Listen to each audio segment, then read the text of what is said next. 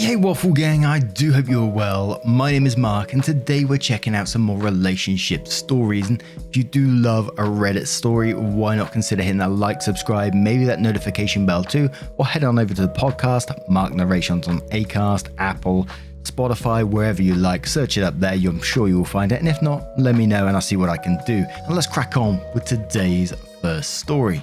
Now, today's first story comes from a throwaway account titled "My Girlfriend Left Me for Putting the Christmas Tree Up. I was single-handedly raised by my grandfather. He is like a father to me. He did his best to give me a normal childhood in an effort to try and make up for my father not being there. My grandfather loves Christmas. He always made sure that we had the best day ever.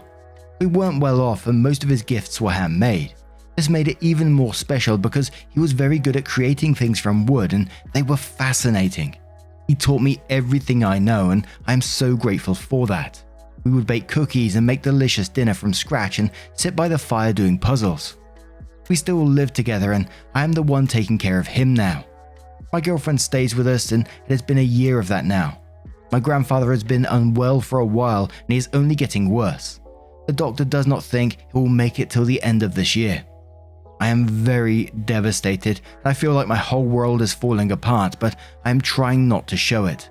On a particularly bad day for him, my grandfather asked me, "Is it Christmas yet?" And when I said no, he continued to tell me how he can't wait for it and how he will make me a bookshelf for all my books.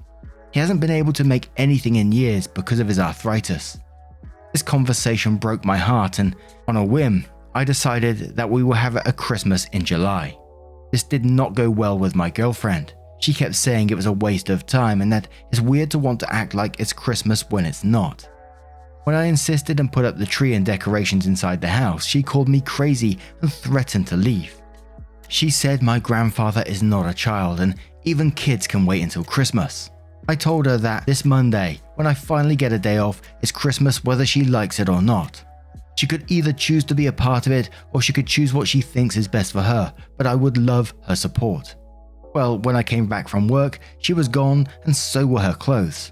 As for my grandfather and I, we have already started watching Christmas movies when I come back from work if he isn't in bed yet. I can't even begin to explain how much he loves it. I'll get us silly matching pajamas and try to get some of his favorite things, wrap them up and put them under the tree. I will also make us a nice Christmas lunch and hopefully light up the fireplace if it's not too hot, which is so unlikely. Maybe I am going crazy, but I just want to do this for us, even if it seems stupid. Merry Christmas. And that was posted in July 10th, 2022. And I have to admit, this one stirred up some very, very familiar feelings for me. And sometimes I hate talking about it because I'm not trying to overthrow OP's story, but I'm just trying to say the way that I relate to it in some ways. And as you know, my father, who went through mesothelioma and had a year diagnosis pretty much, and me and my brothers would discuss things, how we can make things better for him.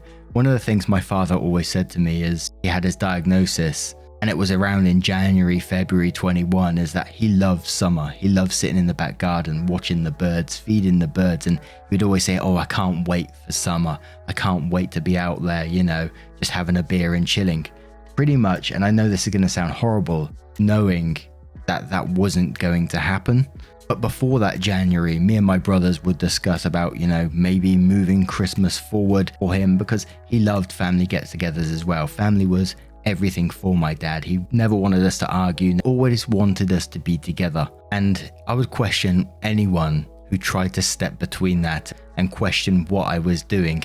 All you're trying to do is show your grandfather love and support him and make him happy. And these moments are going to be memories that you will keep hold of forever. So you absolutely go ahead with this. You make Christmas real special the way that you want to, the way that you will remember it going forward. Set me off here. Because if I somehow could have brought summer towards my dad and him sitting in the garden and chilling and enjoying the birds and the things that happen in summer, I absolutely would have. But unfortunately, I couldn't control time. But I do have a lot of good memories with him at the same time. But before we move on to the update, C. Stark says, "I think you will cherish this memory forever. Even if it is not truly Christmas, you are making a loved one happy when he isn't doing well. You said he might not make it to the end of the year. If he doesn't, then this is his last Christmas. If he does, then you have even more fun with him. Enjoy all the time you have left with him. Belt Flower says, sounds like it was for the best. She's not worth the fuss if she can't see the value in pretending it's Christmas for a day to bring someone joy towards the end of their life. Hope you have the best Christmas in July. As Hayden replies to that saying, I am completely on your side. I was raised by my grandmother for a big part of my life due to my mother being a doctor. I couldn't understand when I was young. She was always working and did not have time for her only son. But now I understand. My grandmother passed in my early 20s, but if I was in the same situation as you, I'd have the tree up quick smart. This sounds bad, but girlfriends come and go, unless you are married, and statistically, that usually ends also. Family and precious moments are for life, something you can never get back and always look back on. Just my opinion. God bless, big fella. Southern Ruby says, woman here, let that girl go. I can't conceive someone would be so heartless that a treasured family tradition in someone's last days is that bothersome to someone. In fact, you are letting him be a kid again, and that has to be a beautiful feeling for both of you at end of life. I'm so sorry you have to deal with someone so self-centered and opinionated to even bring you down at this time. I'd be so supportive if this was my significant other's grandfather. Gosh, I'd give anything for another Christmas with my grandfather. Doesn't matter what month it was. Happy Tequila says, you sound like such a caring person. Your grandfather is lucky to have you. I know it can be hard, but let your girlfriend go. So she has shown her true colors and doesn't deserve you. She cannot realize how important this is for you and your grandfather, and that his health may prevent him from seeing another real Christmas. She has no heart. She's making this about her. There are plenty of women out there who would have your back in this and help wrap presents and bake cookies. You have your priorities straight. Your, hopefully ex-girlfriend cannot see past her own nose.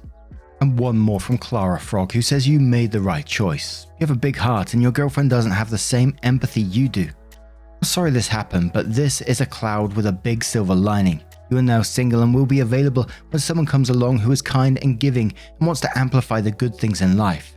It will be a much more rewarding relationship. So then OP did update the post on August 13th, 2022 and said, when I wrote my original post, I was going through a lot of emotions. I felt a bit insane for insisting on having a Christmas in the middle of the year just to make my grandfather happy. I was glad when a lot of people validated my feelings on the post. The encouragement uplifted my spirit. Sadly, my grandfather died from a sudden cardiac arrest a few days ago. I know that he did not have long to live, but I do not think that it would be so soon, in a manner that my heart was not prepared for. I've been trying to keep myself busy with everything, but last night in bed I cracked and cried for the first time in a long time. The only thing that makes me feel a bit better is remembering how happy he was on Christmas morning. I will never forget the look on his face and overall demeanor. He had so much life in him. And to my surprise, he smiled mischievously, took off his wedding band and gifted it to me as a Christmas present. I do not remember ever seeing him take it off before in his whole entire life. It was a sobering moment, but it was also a memory that I will forever hold close to my heart. It meant the absolute world to me. We had such a great day. I did not want it to end. Now it's like my whole entire world came crashing down. I feel so alone. I do, however, appreciate that I was lucky enough to have him in my life. And then one more relevant comment from OP that said, thank you. We spoke on text and said she needed space. It was probably for the best, and I told her about my grandfather, but she hasn't replied yet. And all I can ever say is, OP, if you ever hear this, I'm extremely sorry for your loss, but I'm also extremely happy that you got to spend that Christmas day with him and get those special memories that you talked about in the first post. And trying to relate to you once again, all I can say is take the time to grieve. I mean, you're going to get moments where it's going to come and go, and you remember happy memories and be in tears, sad memories, be in tears. I've been through a lot of it just recently and still going through it. You know, one song can set me off like that. Grieving is a very, very strange experience. And I had someone on our own subreddit just recently asking about the death of one of their loved ones and how they're struggling to cope at the moment. And my advice to them, and disclaimer, I'm no mental health expert, all I can do is talk from the experience that I've had, but everyone's going to be different, and that's what I always say to everyone. You all grieve in different ways, you all deal with it in different ways, and as long as you know you're not doing yourself any harm and it's healthy, then you grieve in the way that you need to. Let out those tears, talk to people, tell people about it, how you're feeling. And I always say to myself, and I'm not sure if it's helpful advice or not, I always think, how would my mum or dad want me to feel about it? And I know what they would say. And this is partly just the humour that we have between us. I think my mum, her quote was always, "We'll meet in the wind." She would say something like, "If I ever bloody catch you grieving me, I'll give you a clip round the ear." But just try to remember the good times, my friend. But what do you guys make of this story? What advice would you give to OP? Let us know your thoughts down in the comments below, and let's move on to another story. And our next story comes from a throwaway account who says, "Am I the arsehole for telling my sister-in-law to watch her mouth? My husband hosted a dinner party last night for his family. They tend to have a big one 2 or 3 times during the summer. It was my husband's turn. It was also my 17-year-old son, Luke, and I's first time meeting his extended family. We both come from pretty well-off families, but his is pretty snobby from what my husband told me. I was a bit nervous, but Luke was a mess. My husband and his stepsisters tried comforting him, but by the time everyone arrived, he would not leave my side. It was okay-ish. They were definitely snobby, but most of them were okay. Maybe slightly out of touch, but harmless. The real issue was dinner. Everyone was sitting at the table, and my husband told us earlier that his family say grace before eating, so we were waiting for everyone to get situated. I then noticed Luke fidgeting, and he was starting to sweat as well. I grabbed his hand to calm him down, and he was shaking. I was extremely confused and concerned, and the next thing I knew, he had taken a large bite of the mashed potato on his plate. Nobody cared or noticed except my sister-in-law, who was sitting right in front of him. She gasped very dramatically and said, "I can't believe he ate before Grace. How disrespectful."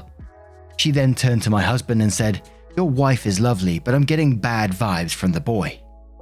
I was shocked and immediately told her to watch her mouth.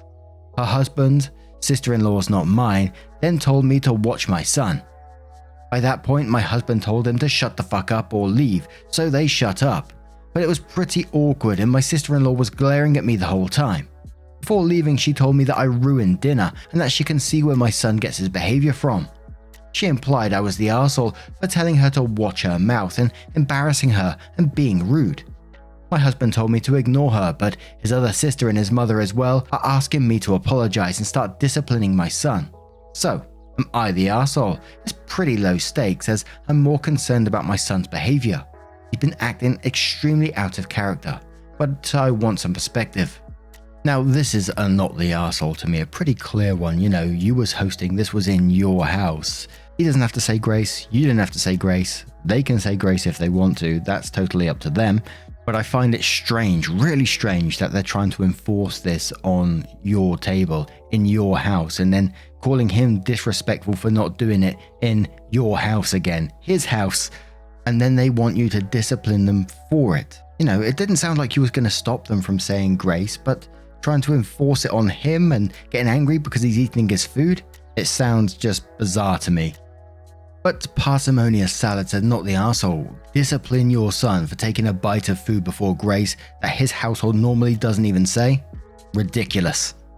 Skin Immediate says, "Not the arsehole. She disrespected your son in his own home after you made the accommodations for their religious practices that you clearly do not follow yourselves.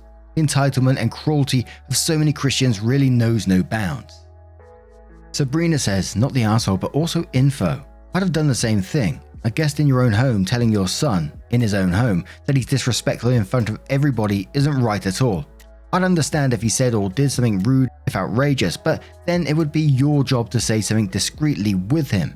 But for taking a bite of food before she saw it to be acceptable, just no. Out of curiosity, why was your son so nervous that he wouldn't leave your side and sweating and shaking? And also, is saying grace a normal part of your dinner times? Because if you don't do this often, he clearly didn't understand.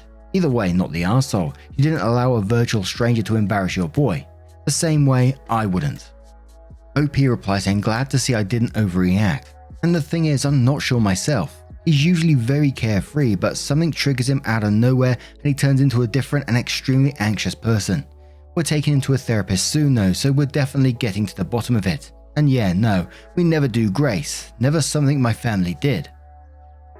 And one more from Quick Rice 7157 who says, "Not the arsehole. You don't have to say grace if you don't want to. I would have said more than watch your mouth. I probably would have told her to get out if she can't respect other people or their rules. Even though your rules aren't stated, I would however talk to your son and assure him he is fine and figure out what's wrong to cause him to have a panic/anxiety attack. He may just be uncomfortable around people he doesn't know well, and that is okay too. So then OP did update their post. So I didn't expect to get so much attention from my original post, as I posted it at like 4 AM and it was really low stakes and something I posted out of pure curiosity. I was glad to see that I was not the arsehole. To be honest, the only reason I was doubting myself is because my mother-in-law is probably the wisest person I know and was insistent that I was in the wrong. So the update. As a lot of you are aware, my focus was my son and I told my husband as much, which he respected. He said he would deal with his sister and he did. But my father-in-law had a pretty terrifying health scare and we were forced to meet. I didn't want to cause a scene considering the circumstances, but my sister-in-law apologized for saying the things she said, but she also told me that she still believes my son was disrespectful. She then told me that she had noticed him sneakily eating stuff off the dinner table all night, so before the dinner, and thought that was something I should be aware of. I told her that she needed to apologize to my son and I don't care about what she finds disrespectful. She just walked off, so I don't know, there wasn't much improvement there. She's also back in the States now and we won't be seeing her for a while. As for my son, the thing she told me about my son sneakily eating stuff concerned me for a couple of reasons, and basically after pairing that with extreme anxiety and similar behaviors with food, we managed to book an earlier appointment with not a therapist like originally planned, but our doctor.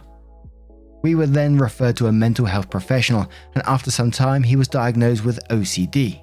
Not going to go into detail about that, but it's been pretty confusing and I'm just thankful we're able to see a healthcare professional so quickly. We now have a therapy appointment specifically regarding his OCD in the next week, and we're taking this all one step at a time. Also, despite my mother-in-law's previous beliefs about the incident, she has been extremely supportive and told me that she's been thinking it over and that she doesn't think I was in the wrong, as I was just defending my child, who she believes did nothing wrong either. She apologized and now we're cool again. Anyway, thanks for all the comments and I really appreciated everyone's concern regarding my son. He's going to be okay, and so is our relationship with my husband's family. Now, what do you guys make of this situation? Let me know your thoughts down in the comments below. And before you go, if you fancy staying a little bit longer, we're going to cover a couple of wholesome experiences just to finish off the video. So someone asked, what's the most wholesome experience you've had with a stranger? Someone said, I was in the hospital knowing I'd be there for at least a week and possibly more. I was sick of hospital food, so I went downstairs to go across the street to the hospital subway. I was pretty far back in the hospital, 6th floor, backside of the building, labyrinth of staircases and hallways to get out the front door. The walk from there to subway took almost 15 minutes, even though it was just across the street. I waited in line, got up to the counter to order and realized I'd left my wallet in my room. I ordinarily kept my wallet in my back pocket, but there was no need in the hospital since I was in my room most of the time. I was exhausted mentally by that point from the stay, told them I'd forgotten the wallet, and turned to make the trek all the way there and back again. All of a sudden, a nurse behind me bought my food for me, saving me the trip and the money. I thanked him profusely. That was years ago, but I will never forget that act of kindness. Another user follows with their experience, which says, I was travelling from the south of England to the north of Scotland to start a new job the next morning. I'd taken a train up to London and was supposed to get on early morning flight from Heathrow. The bus to the airport, however, was cancelled and I had to make my own way using a series of night buses. However, it was about 2:30 AM and my phone was dead and I had never used London's night buses before. I was young and a little scared, standing in the middle of Victoria trying to figure out the faded bus schedule when a woman came up to me and asked, "You alright, love?" I explained through tears that I thought I was going to miss my flight and didn't even have an Oyster card. She looked up my route on her phone, wrote down all the possible variations of buses and trains that I would need to take, including the times. She waited with me the entire time, like 20 minutes. And when the bus came up, she paid for my fare. No cash on London buses. I got out and looked to her and she shrugged and said, "Oh, I'm not getting on the bus. You just looked like you needed someone." I think about her every once in a while, I'm incredibly grateful for her. And I gotta say, that story gave me a couple of tears. I'm not sure why, just the absolute kindness to stand there and said at the very end, you just looked like you needed someone. That's an absolutely beautiful thing to say, and an absolute beautiful human wherever that person is right now. But what do you guys make of this? A couple of little cheeky ones just to finish off there, and I hope you did enjoy today's stories. If you did, please do me a solid and click that like button. It really helps out. Subscribe if you haven't yet. 95,000 subscribers so far. We're nearly at 100,000. And hopefully I will see you in the next one. Take care. Much love. Wake up, get up, stretch my legs, eat some breakfast, milk and eggs, brush my teeth up, wash my face, throw my clothes on, start my day. Wake up, I can smell the smoke from the bacon. Let's go, see the sun shining from the windows.